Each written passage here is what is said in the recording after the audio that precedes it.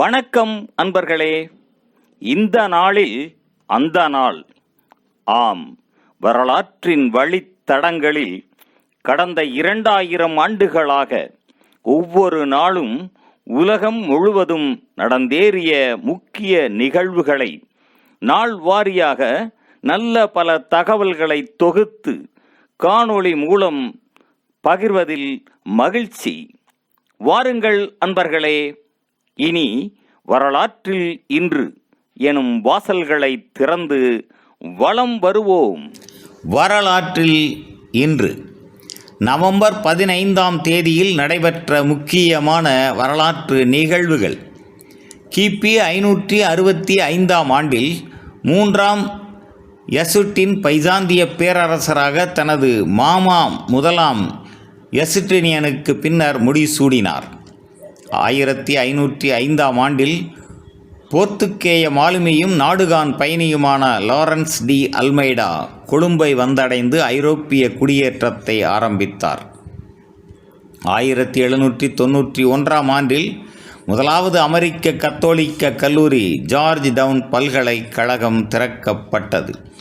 1864ஆம் ஆண்டில் அமெரிக்க உள்நாட்டுப் போரில் கூட்டுப்படை தளபதி வில்லியம் ஷெர்மன் அட்லாண்டா நகரத்தை தீக்கிரையாக்கி ஜார்ஜியாவின் சாவன்னா துறைமுகம் நோக்கி நகர்ந்தார். 1920ஆம் ஆண்டில் உலக நாடுகள் சங்கத்தின் முதலாவது அமர்வு ஜெனீவாவில் இடம்பெற்றது.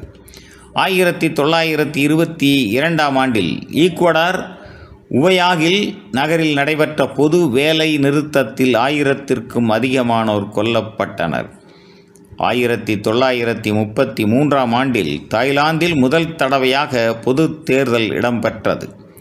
1948ஆம் ஆண்டில் இலங்கையில் மலையக தமிழரின் வாக்குரிமை பறிக்கப்பட்டது.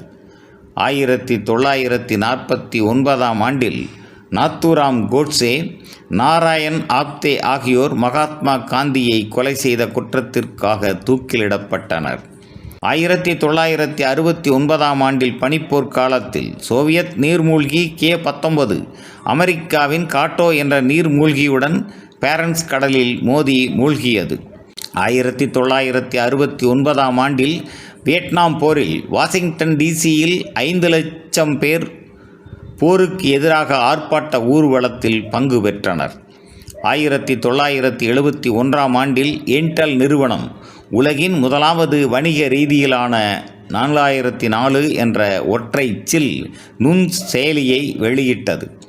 1978ஆம் ஆண்டில் டக்ளஸ் DC-8 தனியார் பயணிகள் விமானம் கொழும்புக்கு அருகில் விபத்துக்கு உள்ளாகியதில் 183 பேர் உயிர் இழந்தனர். 1988ஆம் ஆண்டில் இஸ்ரேல் பாலஸ்தீன பிணக்கில் பாலஸ்தீனம் தனி நாடாக பாலஸ்தீன தேசிய பேரவையினால் அறிவிக்கப்பட்டது. 2000 ஆண்டில் அங்கோலா லுவாண்டாவில் அண்டோனோ வானூர்தி ஒன்று வீழ்ந்ததில் 40 பேர் உயிர் இழந்தனர். 2000 ஆண்டில் இந்தியாவில் ஜார்க்கண்ட் தனி மாநிலமாக உருவாக்கப்பட்டது. 2007ஆம் ஆண்டில் வங்கதேசத்தில் கிளம்பிய பெரும் சூறாவளியினால் 5000 பேருக்கு மேல் கொல்லப்பட்டனர். 2012ஆம் ஆண்டில் ஷி ஜின்பிங் சீன கம்யூனிஸ்ட் கட்சியின் பொதுச் செயலாளர் ஆனார். 2018ஆம் ஆண்டில் கஜா புயல் தமிழகத்தில் குறிப்பாக டெல்டா பகுதிகளில் பெரும் சேதத்தை ஏற்படுத்தியது. மேலும் நவம்பர் 15ஆம் நாளானது பாலஸ்தீன விடுதலை தினமாகவும், பிரேசில் குடியரசு தினமாகவும், கோட் டிவாரில் அமைதி நாளாகவும், இலங்கையில் தேசிய மரங்கள் நடுகை நாளாகவும் அனுசரிக்கப்படுவது குறிப்பிடத்தக்கதாகும். நன்று நண்பர்களே. மற்ற நாட்களுக்கான வரலாற்று நிகழ்வுகளை பிரிதொரு காணொளியில் காண்போம். நன்றி, வணக்கம்.